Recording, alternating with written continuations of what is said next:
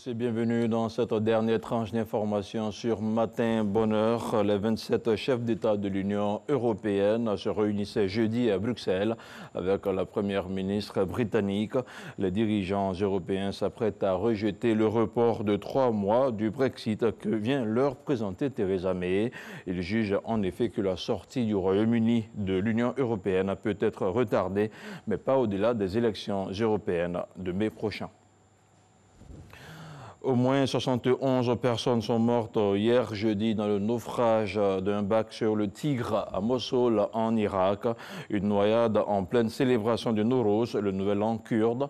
Quelques 55 personnes ont été secourues selon le porte-parole du ministère de l'Intérieur. Les autorités avaient publié des mises en garde au public prévenant que les rives du Tigre seraient plus dangereuses avec un niveau de l'eau plus élevé.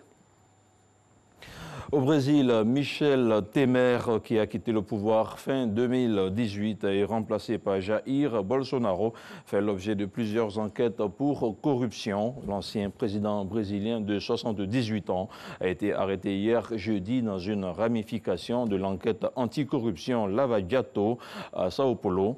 Michel Temer est soupçonné d'être le chef d'une organisation criminelle qui négociait des pots de vin sur des contrats de construction dans la centrale nucléaire d'Angra 3.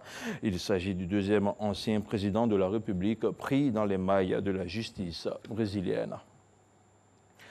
L'Union européenne a demandé jeudi la libération immédiate de Roberto Marrero, le chef de cabinet du leader de l'opposition vénézuélienne Juan Guaidó.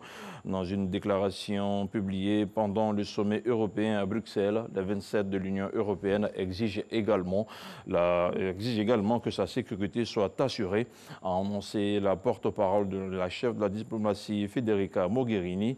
Roberto Marrero est accusé de terrorisme. Il est également accusé d'avoir détenu une quantité importante d'armes. Et nous terminons ce flash d'information avec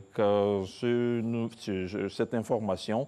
Des centaines de milliers d'Indiens célèbrent Holi à Ahmedabad, dans un temple de New Delhi, ou à Allahabad, dans l'Uttar Pradesh, en se couvrant de poudre colorée, en priant et en dansant.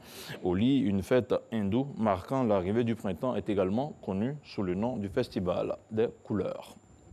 Et c'est tout pour ce flash d'information. Restez sur RTI 1.